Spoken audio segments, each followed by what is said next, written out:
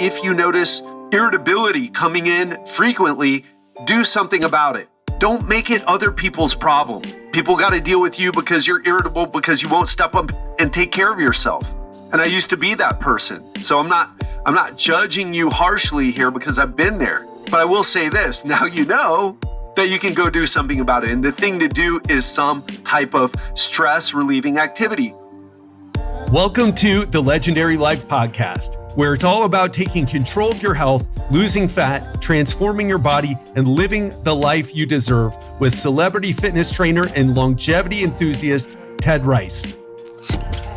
Your body is not a car, obviously. However, there are a lot of similarities. For example, our body is a biological machine, just like your car is a mechanical and electrical machine.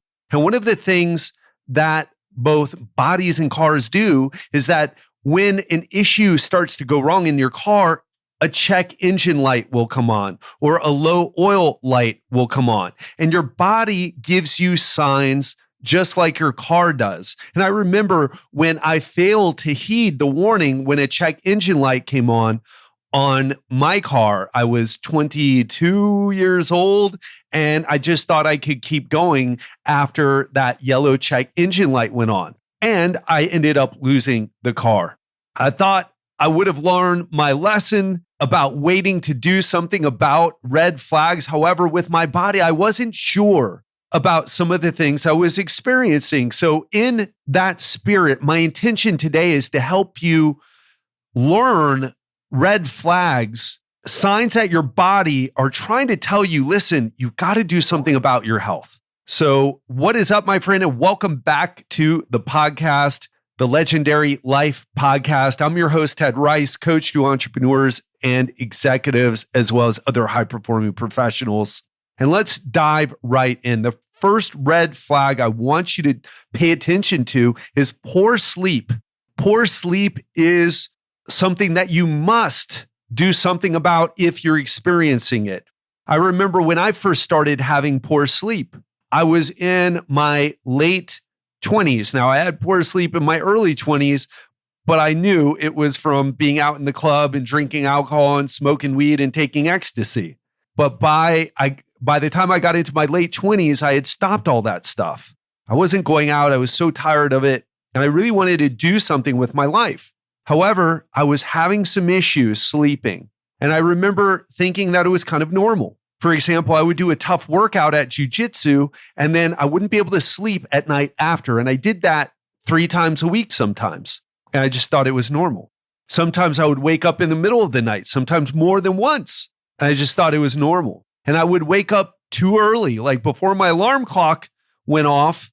In those days, I was getting up at like 6:30 or even 6 sometimes. I pushed it up. I used to do 6 a.m. clients. That's when the gym opened. I'd wake up at 5. But even then, I would wake up earlier, not having slept well. A little sip of tea. And I thought it was normal. And I thought feeling bad was normal. I thought having poor sleep was normal, that it was maybe part of age. And I was 28 years old, 29, 30, 31 years old. Fast forward to now, I'm 45. I sleep better than I want to say my whole entire life, which can't be true. But certainly since my 20s, I sleep way better than I did in my 20s.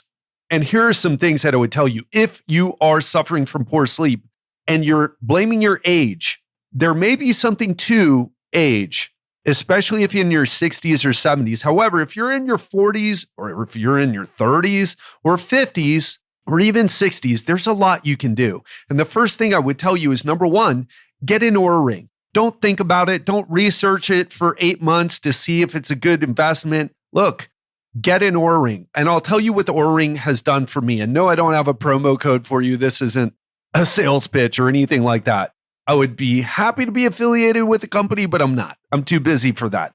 That said, here's what the Oura Ring has done for me. And I don't care whether you get an Oura. I happen to like the Oura. I haven't tried the Whoop, but get something that measures your sleep quality, especially if it focuses on sleep quality like the Oura or the Whoop does versus the Apple Watch, where it kind of does sleep quality, but how good is it? I don't know. I'm not an Apple Watch wearer. But track your sleep. And then what you can see, especially with the Oura Ring, is you can see, okay, am I sleeping better? What causes me to sleep poorly? What causes me to sleep better? And then you can start to work on improving them. For example, what I've learned is that I thought poor sleep was just something I had to deal with. And what I ended up realizing from using the Oura Ring was that I was able to figure out, okay, when it's too hot, I sleep poorly. So I need to always be in a place where I can control the temperature and put it down. The second thing, so that's obvious, especially if you're in the United States, you got an AC. But a lot of places in Asia and Europe don't have ACs, okay? So the second thing is light. I need to be able to control light, and the darker the better. Even if you have just a little bit of light, it affects your melatonin production. It stimulates melatonin production, and it can mess with you. So if you're a person, you're getting up and going to the bathroom in the middle of the night and you're turning on the light full blast, and then you're wondering why you can't get back to bed, well, now you have some idea of why that's happening. And the Oura Ring or some type of sleep tracker, it helps you dial those in. And another thing I've learned about sleep is if I'm too stressed or if I do things that are too active, for example, I used to do Brazilian Jiu-Jitsu. I used to practice Brazilian Jiu-Jitsu at night, and then I wouldn't be able to sleep after. And I just thought it was normal, and I just powered through it because, hey, I'm mentally tough.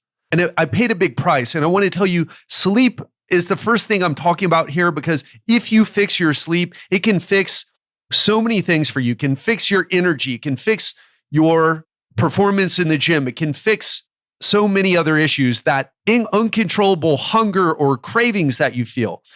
Sleep should be the first thing that you fix. And I highly recommend get something to dial it in. Oura Ring is like having a sleep coach. It lets you how you know. It lets you how you know. It lets you know how you did the night before. And if you didn't do a good job of sleeping, it lets you know. Hey, it took you too long to fall asleep. Hey, it only took 1 minute to fall asleep, right? That's called sleep latency. Also, it tells you how long you've been in bed. Because a lot of us, this is another thing I've learned from Oura, is that we're in bed for 8 hours, but we're not asleep for 8 hours. So it tells you how long you've been in bed, and it also tells you how long you were asleep. And it gives you a percentage, which is called your sleep efficiency. Very important number. And the more efficient your sleep is, in general, the better. But you don't know how to fix your sleep if you can't isolate what the issue is. So get a sleep tracker, but do not accept poor sleep as just part of getting old. There are a lot of people who are older who sleep well, and you can be one of them. Second thing, irritability. Oh, I'm just an irritable person. No, you're not. Okay. Either something happened in your life that you didn't deal with, or you're kind of running on the edge of burnout now, and is causing you to be snappy with the people that you care about.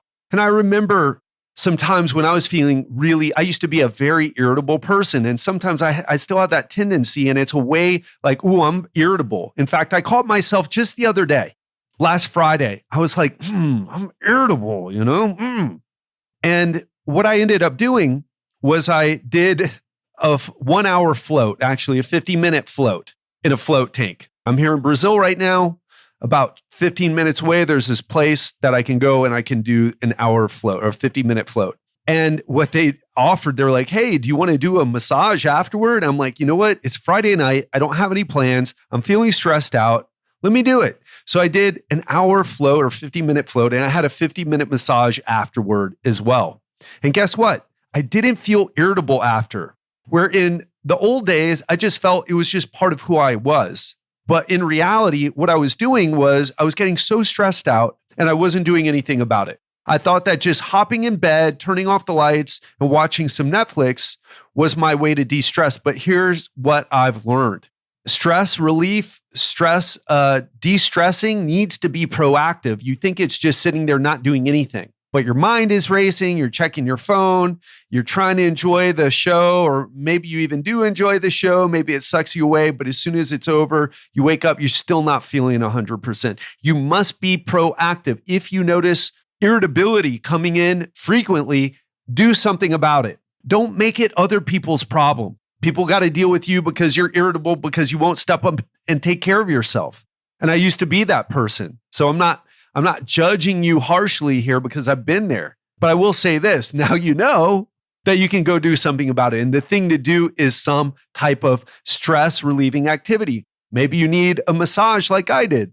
Maybe you need a vacation. Maybe you need to leave your job. Maybe you need to leave the relationship you're in. I don't know you, so I can't tell you exactly what to do, but I will tell you this. There's some form of stress in your life and you're not dealing with it and it's making you irritable. Go do something about it, please. Not only will the people who are around you appreciate it, but you're going to feel better as well. And I know that's why you listen to this podcast.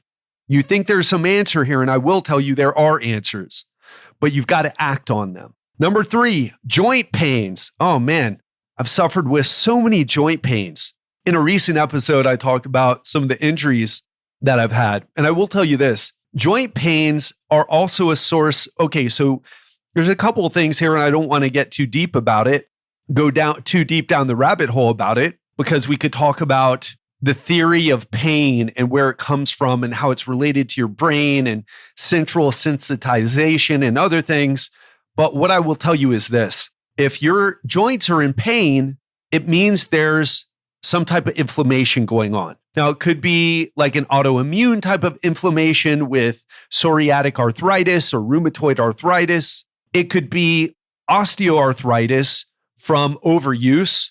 And no, running doesn't give you bad knees and weightlifting doesn't give you bad joints. It's how you do it. And what happens with most people is that we overdo exercise, not for our muscles, although that can happen too, but for our joints. And I want to tell you, it's not entirely your fault if you've done this, because it's almost like two different systems. You have the systems of your joints, and then you have your muscles.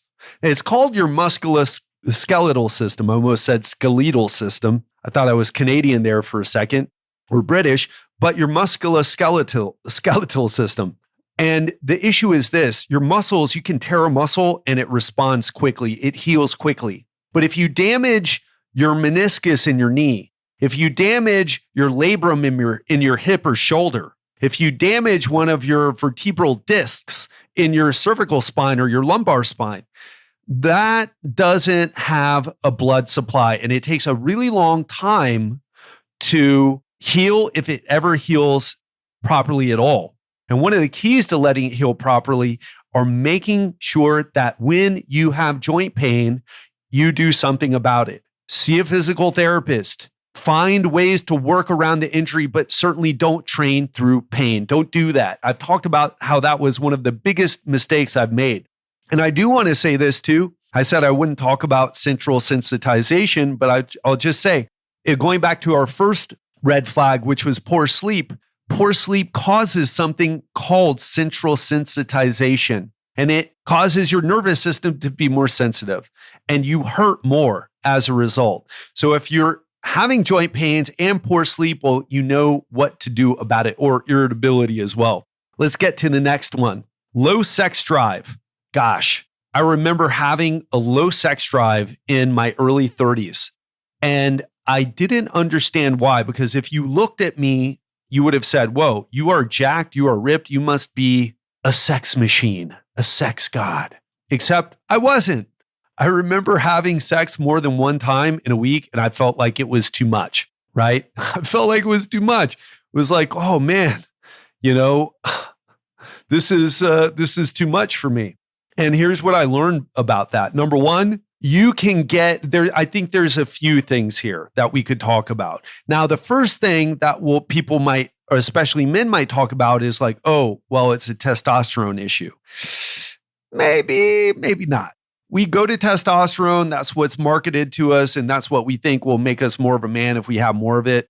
But I'll tell you this, I've had my testosterone measured a bunch of different times in my life, and including when my sex drive was very high.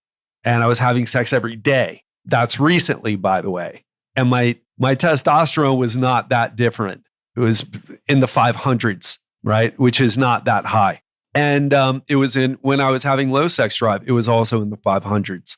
It's kind of been, I haven't had it tested that many times, to be honest, But I'll tell you, one of the reasons why I don't care about it as much is I don't think it's as big of a deal. Now, obviously, some people, if you have a traumatic brain injury, if you had a testicular injury, if you have a varicocele, which is a varicose vein in one of the veins that attaches to your testicles. If you have a varicose vein there, that can cause testosterone issues. And you should be checked for those things if you're a guy and you haven't. But I'll tell you this, what I've learned is this. If you're having low sex drive, ask yourself these questions. Number one, how much am I sleeping? If you sleep 6 hours or less, that's an issue. Number two, how good of cardiovascular shape are you in? Can you walk up 10 flights of stairs without having a heart attack? And this third thing is your stress, right? So how well are you sleeping? How good of cardiovascular condition are you in? And how stressed are you? For example, if you have very low sex drive, but then you go on vacation and then you're making love like a bunny, well, that shows you got a stress issue. You don't have a testosterone issue.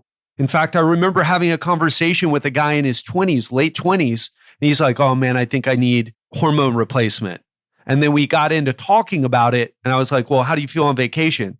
It's like, no, man, it comes back. And then I'm, having a lot of sex, it's great. It's like, well, then it's your lifestyle. It's not a lack of testosterone then, isn't it? So whenever you have, I want to say this, a higher sex drive, if you're horny, you're healthy. I'll just leave it at that. And it's not the hornier you are that you're healthy, because it can be like an addiction, right? That's not what I mean. But if you're like, yeah, I have a sex drive. I'm interested in sex. I want to have sex every week, several times a week. Look at those three things. Look at your sleep. If you're not feeling that way, look at your sleep, look at your stress, and also ask yourself, how good of aerobic shape are you in? Because if you're in really poor aerobic shape because you are overweight or you don't do a lot of aerobic exercise because you just want to get jacked and lift weights all the time, that's a problem when you get older. Because if the blood don't flow where it needs to go, you're not going to be having much fun, okay? So more important than testosterone, again, we're not talking about clinical issues with testosterone, like you're really low in testosterone. But if you're in the normal range, but you're like, yeah, but I'm not like 800 or 1,000 nanograms per deciliter or whatever the unit is, it is probably not that. Get into really good cardiovascular shape and see if that doesn't fix the problem. Start prioritizing cardio and measuring your resting heart rate and get it down into the 50s or better, even 40s. And then tell me if you're still feeling the issues with your low sex drive. So let's get to the next one. Growing waistline. I should have maybe put this one up first. Growing waistline. What do we say about it? Oh, it's because of age. It's because of age. Really? No, not really. Not really, not at all. Okay? Not at all. Now, I want to be clear here. Because we can say, oh, really, Ted? I don't believe that. I think you're just downplaying it. You're not even old enough to say these things. And what I want to tell you is this. We know that when we hit 60 years old, that there is some slowing of our metabolism. But I want to put this into context for you. Number one, if you ain't 60, don't ever say you have, that is your age. Okay. It is your behaviors. It is your stress. It is that you eat more, but you think you're not eating more because you're just eating when you're hungry, but you're doing like 5 handfuls of M&Ms throughout the day or crackers or whatever other snacks or nuts or whatever it is. And you don't realize you're just eating when you're hungry, and your hunger has changed more so than, your metabolism. And it's due to stress. It's due to not enough exercise. It's due to poor sleep, but it ain't due to your age. And even when you get into your 60s, your metabolism doesn't slow down by that much. It's very gradual. I forget the exact number, but it's very gradual. Like what percent? But it's only like a couple of percent. And what I'm trying to tell you here, and I'm not trying to make you feel bad, I'm just trying to tell you the truth. I'm just trying to show you, look, I was in that place where I was blaming my age and I was in my mid 30s. And what I wish I could do is I could go back and do things differently. And that's a lot of what drives this podcast. I want to help you not go down the dark paths that I have in my life with my health. The good news is I did something about it. Even when I was a fitness professional and I should have known better, I didn't know better. But now I do. So if you notice that your waistline is growing, you've got to ask yourself, what is driving your appetite? Let's be honest here. What is driving your appetite? Do you sleep poorly? How stressed are you? How bored are you in life? What is upsetting you? And certainly, is there some genetic component to a growing waistline? For sure. But ultimately, it's our behavior. Just because you have the genes, we can put you in Cambodia where you won't have enough food to eat, a village in Cambodia, a poor village in Cambodia, where you're eating rice and fish sauce, and a few other things. You're eating rats and bugs and some fruit, and you won't have a growing waistline, okay? But because we're in an affluent country, if you're listening to this, you speak English, and the chances are quite high that you're in a wealthy country too. So don't take a growing waistline as just part of getting older. Don't accept that. Ask yourself, what's causing you to turn to food? What's causing your hunger to go up? And we'll do a podcast about how to control your hunger later. I've got some pretty powerful things I would love to share with you about that, but not today. So the next one is bad blood panel. First of all, have you had a blood panel in the past year? Because if you haven't, then you need to go get one. So number one thing, you've got to start putting your health first here. Don't listen to this podcast and, here's what people do. They listen to podcasts. They feel really good about listening, and then they don't do anything. And listen, it's okay if you're there. But I will tell you this, you're stuck. If you're in the listening, not doing mode, you're stuck. It's okay to be stuck. I've been stuck. But realize you're stuck. So that was a little bit of a tangent, but just a message to anybody out there who's too busy to take care of their health. So I had a bad blood panel. Again, when I was around 37, 38, I don't know how many years I had a bad blood panel, probably a couple, probably more than I'd be happy knowing about. I don't remember how many blood panels I had. Now I get one frequently. I get one every year. About to get a new one. And I had one just last year. I'm going to have a new one. And I'm going to get my D3 in addition to all the other things that I had last time. And I had my testosterone taken last time too. And sperm count and just a story I'm not going to share. But a bunch of things were taken. And it's worth doing that. Well, I'll just say the sperm count thing, it's because I want kids. And I wanted to make sure that I was able to have them. So I had a bunch of things tested to make sure, and everything's okay. And my testosterone isn't super high, but I'll tell you, my sex drive is way higher than it used to be. And my blood panel is better now too. So if you haven't gotten a blood panel, get one. And if you have one, and here I want to tell you about this, I got one and I had borderline pre-diabetic blood sugar levels. And I've shared that many times on different podcasts, and you've heard it, probably seen it in my marketing. And by the way, that's true. I'd had that pre-diabetic blood sugar levels. Like I was pre-diabetic, not like, oh, it's a little high. No, you're pre-diabetic. Not good. Okay. Especially for someone in the health industry.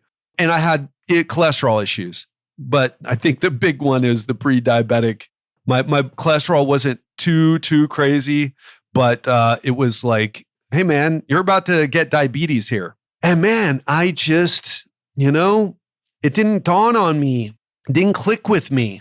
And what I want to tell you is don't accept those values. And the thing that I wanted to share about this particular story is when I had my blood taken and my doctor told me he was not so worried about it. Like he was like, oh gosh, you're pre-diabetic. But he didn't say, hey man, looked me in the eye and said, listen, you really need to do something here. What's going on with you? You're 38. He did not have that hard talk with me. And as a result, and not that it's even his job to, And that's why I'm doing this here, having that hard talk with you if you haven't done your blood panel or if you got some numbers and you're just like, it's age, right? No, it's not age. It's your lifestyle. It's the way you're living. It's that you're medicating with food. You're overeating for some reason, maybe drinking too much alcohol and overeating. Do something about it. And then the last one, this is more recent, but it's not caring about working hard, but not caring about success anymore. For example, I caught myself, we've been having great months in the business. People have started seeing the results that we get in the coaching program, and they've wanted to join the coaching program. Fantastic. Great. We're making more money than we ever have. And by the way, no small part due to the business coaching that I'm getting. But I've noticed that I really love certain things about the business. I love to create these podcasts. I love coaching people. I won't even say I'm lucky. I've noticed that even when I got past liking personal training, I would still feel better going to my clients. And most of the time I would go to work, maybe not wanting to go to work. And then after spending an hour with someone and taking them to a workout and shooting the shit, and I felt better. And they felt better. I felt better. I felt like I was doing a good thing. And so I feel that way 10 times more with the type of coaching I do now. I feel like I'm getting people to really not just change their bodies, but their life in a way that makes keeping a lean, healthy, fit, sexy body sustainable for life. And I'm passionate about it. But there's other things in the business that I don't like doing. Like I've got to track all my numbers. I've got to like we have an assistant, a coach. I'm learning how to train our assistant coach. And I don't want to say that I enjoy Stefan as our assistant coach. I got to have him on the podcast sometime because he's a total rock star when it comes to knowing how to design programs. And he's just awesome at that stuff. And he has a really cool backstory about how he got into fitness. But there are some parts of the business like, oh man, I got to learn how to coach him. I've never coached a coach before on how to coach, right? And luckily, a lot of it is just me doing my thing and him paying attention and just kind of shadowing me. But like, I didn't even think about that. And also about how to grow on social media. That stresses me out. And sometimes I find myself stressed out in my business and I don't give a shit that I'm making more money than ever. And I want to ask you, do you feel that way too sometimes? Like if you looked, maybe you're even stressed about money, but if someone asks you, hey, how much money were you making 10 years ago? You're like, whoa, I make a lot more now. And yet it's not making you happy. What I would tell you is there's something missing from your life. And back to my story, I was feeling that way recently. And so what I did was I'm like, man, I'm not feeling good about the success I'm having.